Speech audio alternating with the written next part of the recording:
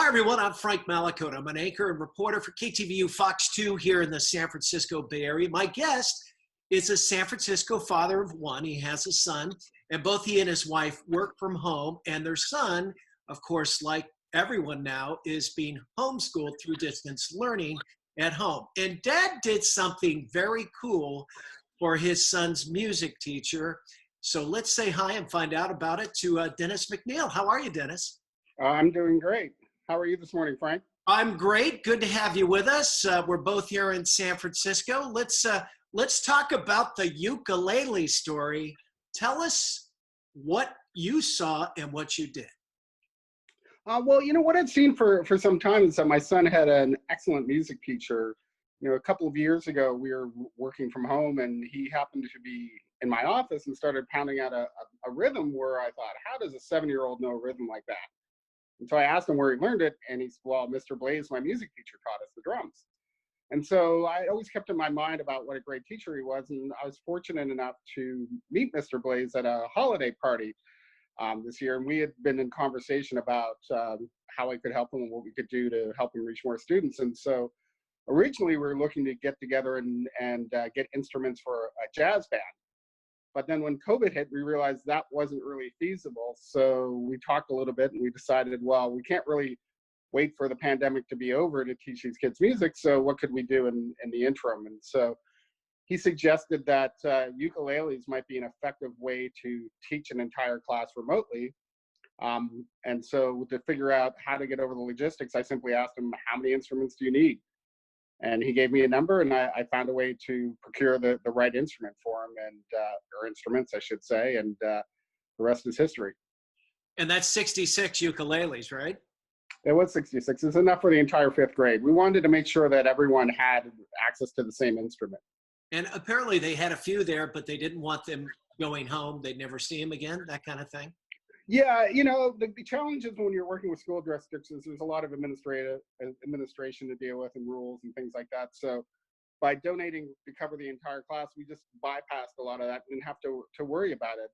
As I told Max's music teacher, Mr. Blaze, it doesn't matter if any of them come back. I don't care. Consider this a donation. And if you need more next year, we can talk about that then.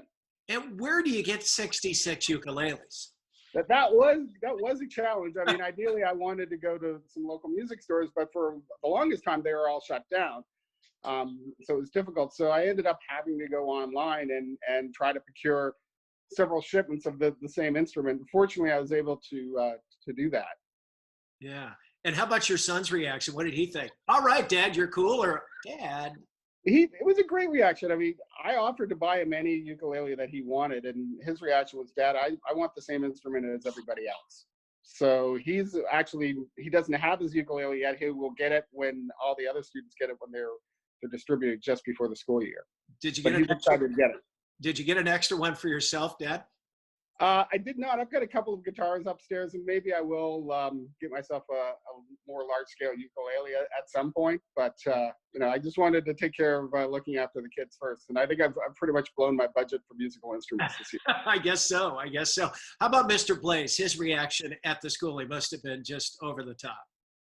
Yeah. Kyle Blaze, I can't say enough what an amazing music teacher he is, and he's certified to teach other courses as well, but. Just the impact that I've seen him have with not only my son, but with some of the other students as well, it's been incredible. So for him to be willing to work with me was great. And that, made it a lot easier, from that standpoint. He did a lot of the work with the administration to make sure that everything was okay and look after logistics. And he helped me pick out the right instrument. And, he was smart enough to point out, well, we don't just need ukuleles, they all need tuners so that the kids can keep their instrument in tune. So we were able to find the right bundle deal and to be able to buy them in bulk to get the kids quality instruments. That's awesome. Have you heard from some of the other parents or other students yet? Or I guess they don't have them yet, but. They don't have them yet, but, I've been, other than doing this interview, I've been pretty low key for the most part about it. But some of the other parents have found out and are quite happy. And these kids are my son's classmates and his friends, so we're happy to do that. Is there a lesson in all this? I guess we all need to adapt a little bit, be creative, think outside the box, especially in these COVID-19 days. Yeah, I think, you know, in the times that we're in right now, there's no more important time to step up, especially as parents, to help where you can. And it doesn't mean that everyone has to go buy instruments for an entire class, but there are other things that we can do to help, I think, with the distance learning experience. I mean, maybe it's yoga mats, maybe it's books or science kits. But I think we all need to take responsibility and step up and see what we can do to help, and not wait for someone to come and make a decision that's going to help everybody, because nobody's coming. We can tell. Right, right. And we don't know the end of this just yet.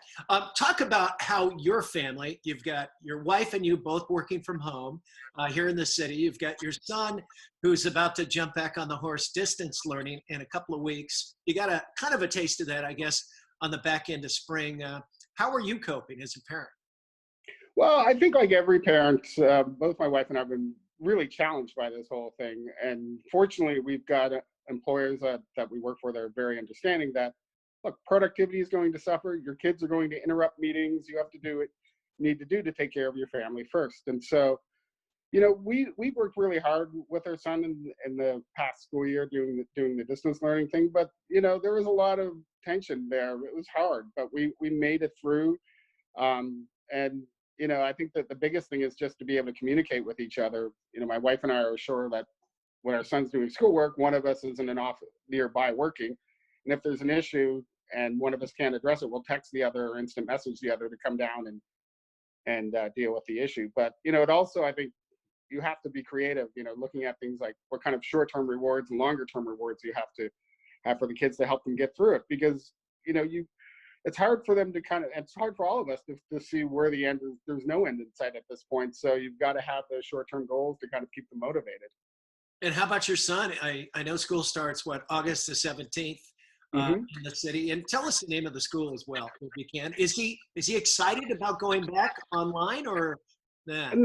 No, you know, he really misses his classmates. And so one of the things I learned in this whole distance learning thing, it was one of the ways that he actually communicates with them is playing video games on his Nintendo Switch. They're all online. So Sure. we've eased up a bit on letting him play that. Um, you know, he is excited to learn and the like, but he really misses his friends. But he also understands the importance of everybody being safe, but not just his classmates, but his teachers and everyone who works at the school. The school that he's at is a public charter school. It's Thomas Edison Charter Academy, and it's in the Mission District, and primarily serves a lot of people in that community as well as the rest of the city. But we were attracted to it because it has a dual language English-Spanish program, which has been fantastic for our son. But that's one of the big challenges about distance learning, is that neither my wife or I are native Spanish speakers. So we've had to be creative about how do we keep up his Spanish. So we've actually signed on with a tutor online to talk with him once a week, just to make sure that he's keeping his Spanish language skills up as well. Okay, I get it. I always ask our guests, just you're in San Francisco, I'm in the Bay Area as well, but maybe you can, are you happy, or maybe you can give them the state of the state for not only San Francisco, but the Bay Area in terms of COVID-19. What do you feel? I'm not ready to say I'm happy. I mean, I'm coping like everybody else. And, you know, I realize that I'm very fortunate to still have a job. My wife still has a job, and we're all safe. And so, you know, that's what I have to focus on. I mean, it feels a bit like Groundhog Day, every day being the same routine and not being able to leave. But, you know, at the same time, I'm optimistic. I know that San Francisco's been through crises before, and the citizens have stepped up and worked our way through it. And I'm not saying it's going to be easy, and it's not easy. I mean, you know, we're seeing places close every day, but we're just trying to persevere, be safe, and try to support the local businesses around us, and to try to support each other. Very good. Well, your ukulele story is, it's heartfelt, and in these times, I think we need some good news. So bravo to you for taking care of your son's class. Yeah, and I should say it wasn't just me; it was my wife and I. And so, yeah, and again, it really was about trying just to help where we could. And you know, I think a lot of people want to help; they just don't know how. And Right. you know, I just would say to people, don't be shy about contacting your children's teachers to see what you can do. And what's your wife's name? Corinne Blanchet. All right. I thought she might make a cameo, but she's not going to photobomb you. No, she's on a customer call right now. I got you. Well, you're working from home, Dad. That's how it goes. Yeah. Hey, well, Dennis McNeil, hey, thank you so much, and really appreciate your thoughts and certainly your generosity to your son's school. Thank you. Oh, it was my pleasure.